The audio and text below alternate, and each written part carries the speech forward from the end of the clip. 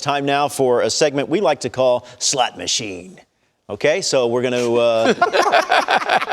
Did you think there was a front end coming? I thought there was a little bit of a front end. But, you know, hey, new season, we're all still... we're all grinding. We'll get in mid-season form at some point. All right, so here we go. Let's start off with this. Let's fire up the old slot machine. Give it a thing, a pull. How about this?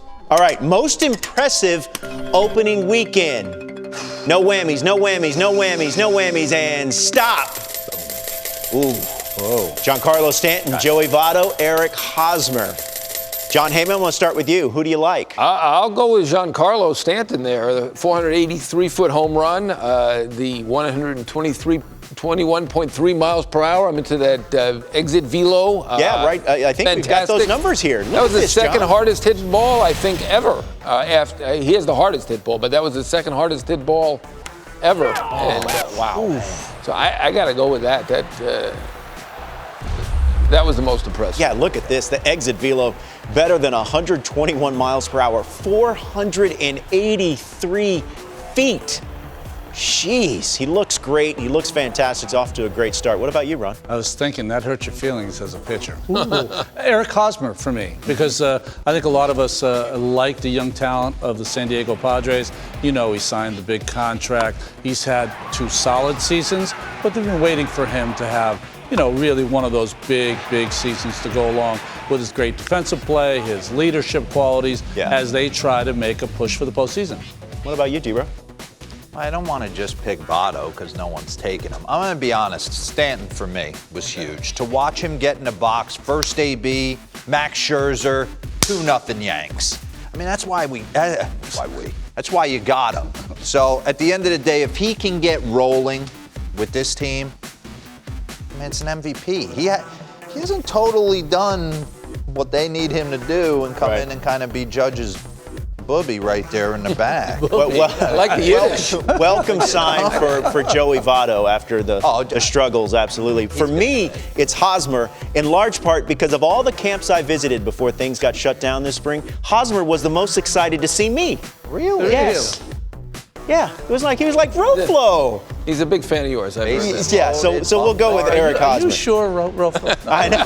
Maybe he thought I was Scott Braun or someone like that. But okay, our next topic: injured starter most needed by their team. The American League West had some troubling news concerning starting pitching yesterday.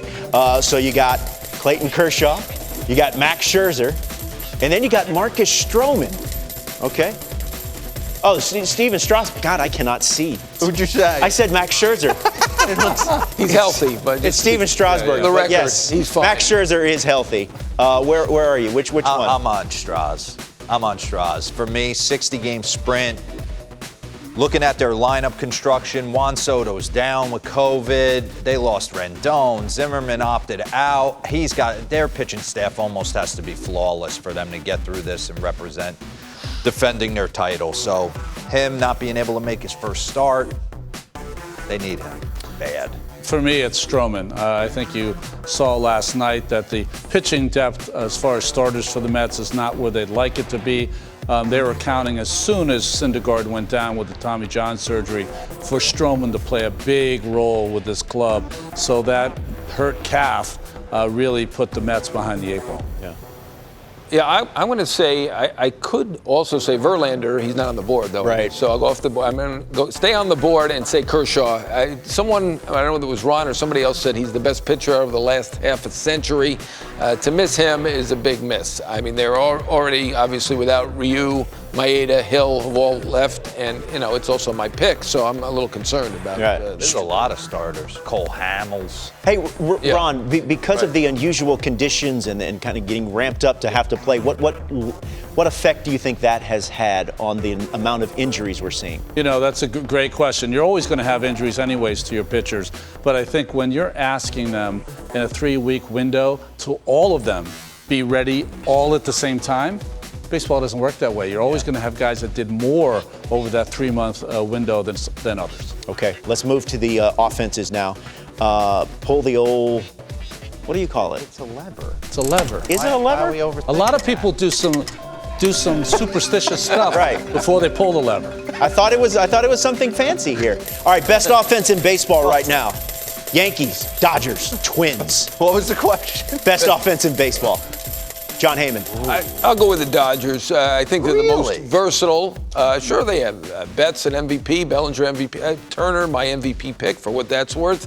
I'm going to go Dodgers. Obviously, those are all very good choices. Houston's good, Angels are good, but I'm going to go Dodgers.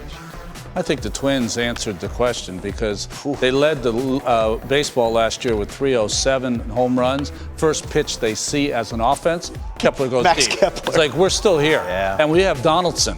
And we're going to go north, probably of the equivalent of a 325 season for 162, whatever that plays out. Oh, this is a tough question. I mean, you got 2 MVPs sitting in LA in the same lineup, but Yankees, Luke Voigt at 7th or 8th. Are you kidding me? Minnesota came out of the box. I'd take the Yanks. Okay. Glaber, if Stanton's going to contribute like this, it's going to get ugly. Yeah. Aaron Hicks hasn't gotten going. He'll eventually be on fire. Judge played awesome in summer camp. Man, they can hit.